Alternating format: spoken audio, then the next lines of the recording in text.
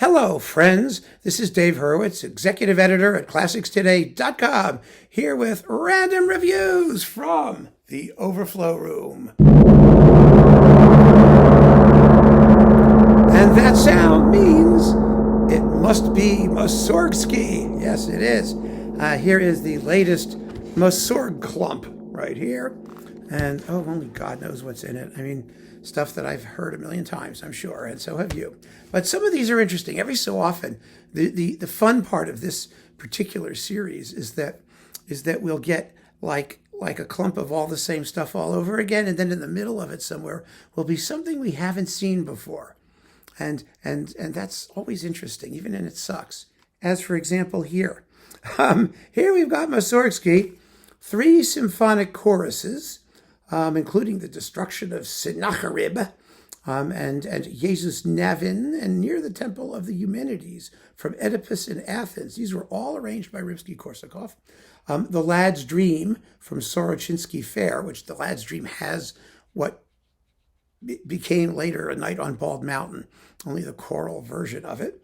And then Pictures in an Exhibition, orchestrated by Ravel. Who cares? This is with the Russian State Symphony Orchestra and the Russian State Symphonic Capella under Valery Poliansky on Chandos.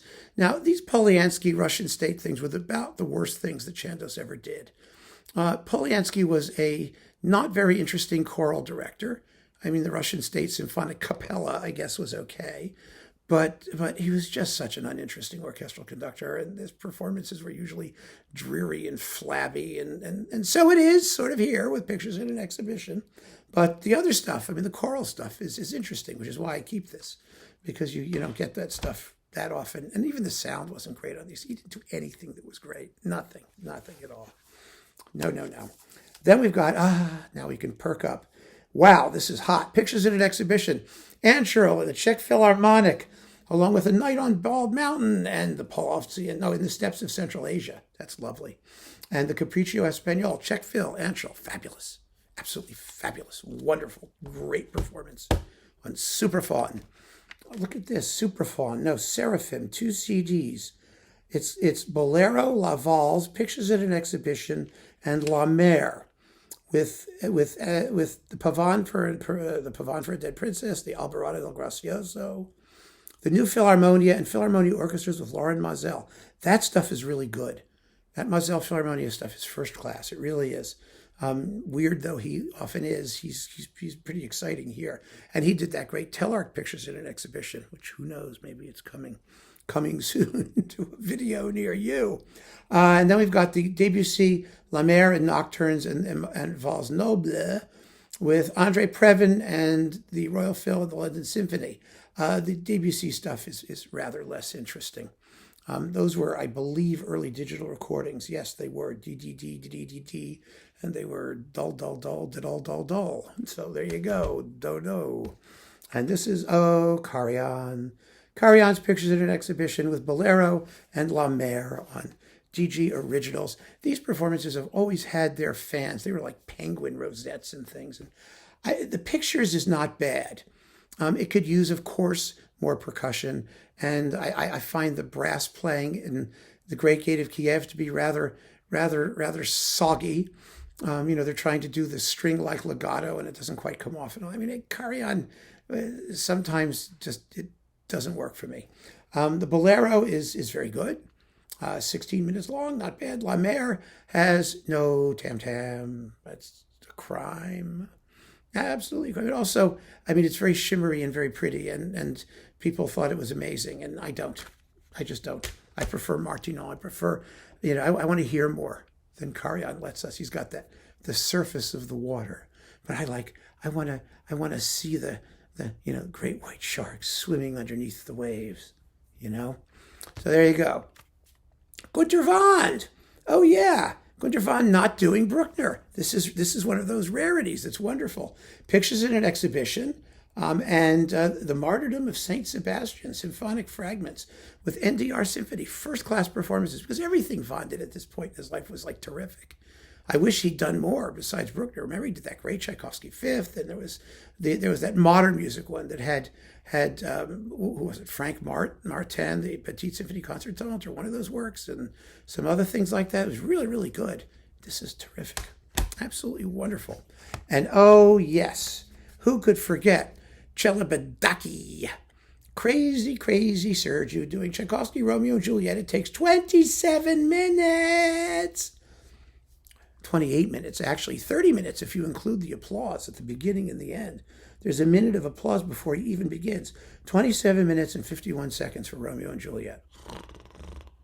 Oh, my God. But the Pictures in an Exhibition, which is also excruciatingly slow, is amazing. It really is. Because they really makes him play it at those tempos. And that's fun to listen to. He did it live here at Carnegie Hall. It was like a Bruckner 4 concert, the Pictures in an Exhibition concert.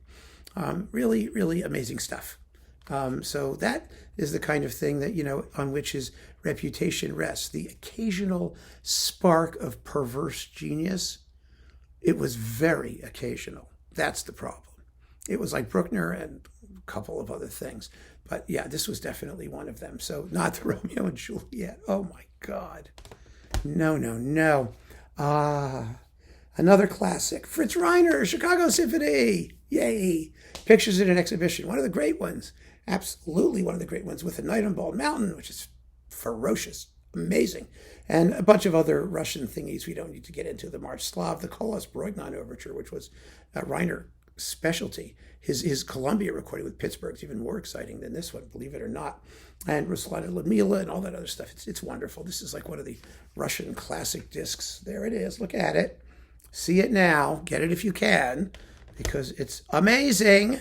Chicago, by the way, was the Pictures in an Exhibition orchestra. And Bud Herseth, the principal trumpet, who recorded it like 7 times. We're going to have to go through it at some point, but let us count the pictures that Herseth did. He did Kubelik, and then he did Reiner, and Schulte, and Gelini, and Nimi and Seiji Ozawa. I think that's it. I think that's all of them, 6 of them. But I mean, it got to the point where, unless you heard him doing da da da da da da da da da da da da, I mean, really unbelievable. Anyway, it's great stuff. So there's that one. Oh yeah, and Pictures in an Exhibition with A Night on Bald Mountain with the National Symphony Orchestra of Ukraine and Theodore Cuchar, who is always wonderful, and he is here. Absolutely fabulous. This is a great disc. This is the Super Audio CD version. That's hybrid. It doesn't matter. But you get both versions of Night on Bald Mountain, the original and the other one. And I did a video comparing the two. If you're curious about A Night on Bald Mountain, go watch that video, because it was Naxos, and I had permission to use sound clips. And it's really interesting to compare Mussorgsky's original with the revised one. And I use these performances, which are top notch. You also get the Hopak from Sorochinsky Fair and Golitsyn's Exile from Khovanshchina. Actually, it's not hard to pronounce the double SH thing in Russian. Khovanshchina. See? It's easy. It's wonderful. Absolutely wonderful. And this is another wonderful. Wow, terrific. I got to stop saying wonderful. I have to say fabulous or terrific or extraordinary or orgasmic or something like that. Slatkin and St. Louis. This is another. Oh, he was a Pictures in an Exhibition genius. Slatkin was, because remember, he made recordings of versions with by everybody who ever orchestrated it, and he put together his own composite version, and it's just great. But this original one with St. Louis and A Night on Bald Mountain and some Khovanshchina stuff, and In the Steppes of Central Asia. This is on Vox. It was stunningly well recorded. It's absolutely thrilling. For my money, it's the best Night on Bald Mountain out there. I mean, it's explosive with tam-tam crashes and stuff. Just wonderful. Absolutely wonderful. Wonderful. There it goes. There I go again. I'm sorry. Хорошо. There we go. Очень хорошо. There we go. Isn't that better? Bolshoi. Great. Absolutely great. So Slatkin, St. Louis, and Vox. Yeah, go for it. And then finally, what have we got on this one? Oh, this is Maris Jansons. with pictures of the Oslo Phil and the London Phil. Pictures, Night on Bald Mountain, Chovanshchina Prelude, Scheherazade, and the Capriccio Espagnol. Okay, they're decent. They're not like thrillingly special. But wow, how's that for a collection of stuff you've heard before, performances we've seen hovering around? Well, I can't believe I remember as many of these as I do. So I really do remember them. It's weird. When I was studying Russian, my Russian teacher was amazed that I could remember all the irregular verbs and strange adjectives, because that's how my mind works. I remember differences. So when I started reviewing concerts and things like that, I would have a vision of a work in my head if it was a familiar work, and I just would know what the differences are between one performance and the next, because those differences stick out and I remember them. It's weird. But it's come in handy, certainly for this batch of stuff. So keep on listening, friends. Thanks for joining me. Take care.